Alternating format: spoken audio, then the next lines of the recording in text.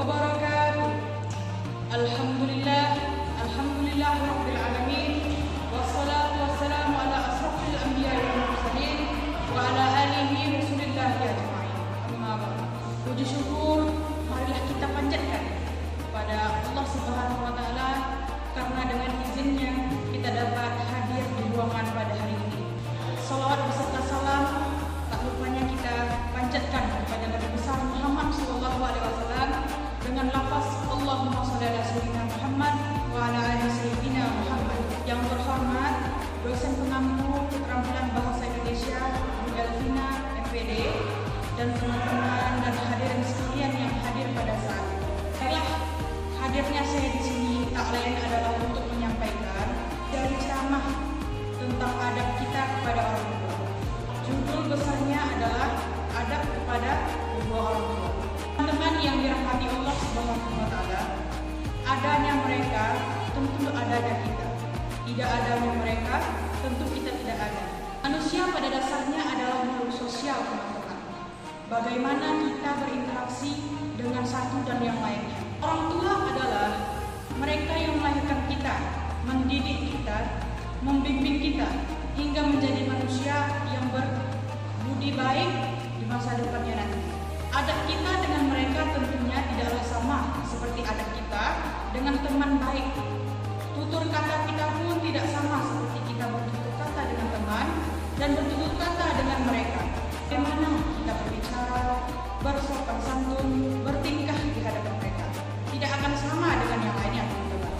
Ada sebuah kisah sahabat Rasul pada zamannya yaitu Uwais al-Qarni.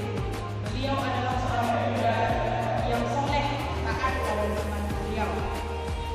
Walaupun beliau ini cacat, kerinduannya kepada Rasulullah sudah sangat besar, sehingga ia meminta izin kepada ibunya yang saat itu juga sudah tua dan sudah menikah.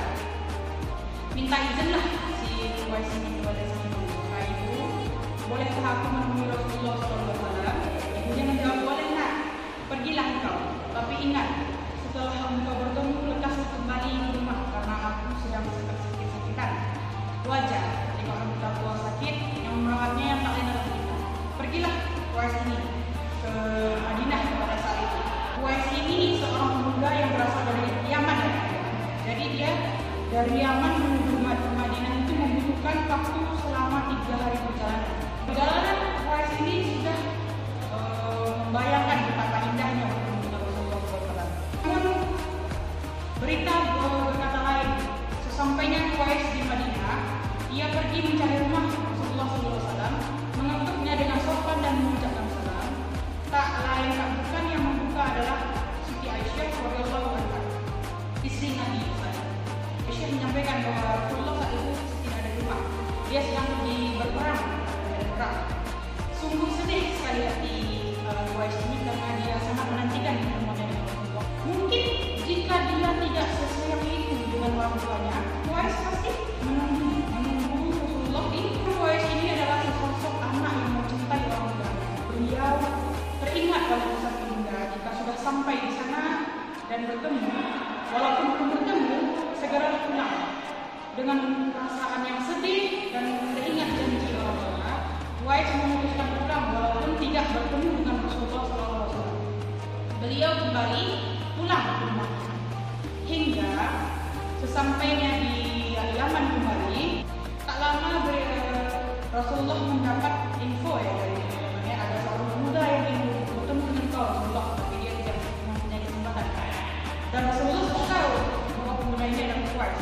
Rasulullah SAW menyampaikan kepada para sahabat bahwanya kisah Uwais ini terkenal di langit tapi tidak terkenal di bumi.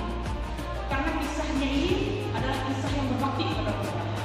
Kisah Uwais ini terkenal di langit, namun di bumi tidak ada yang tahu. Tapi di langit Uwais pun menjadi perbincangan makhluk di sana.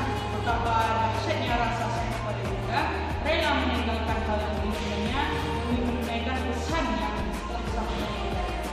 Baiklah teman-teman, kehidupan orang tua itu memang sangat penting kepada kita. Hingga ada kalimat yang mengatakan ridho Allah terletak pada ridho orang tua. Itu artinya kita semua ini wajib menyayangi orang tua, wajib bertutur kata sopan,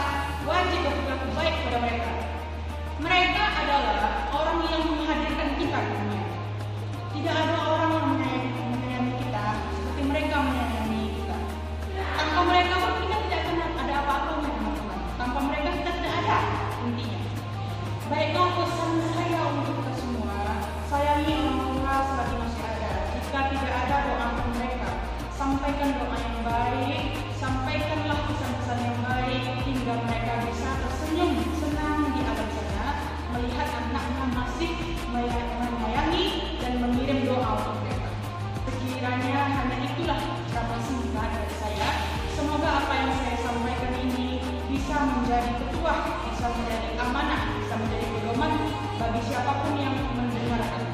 Karena kita adalah manusia, bersama manusia saya ingatkan kembali adalah makhluk sosial.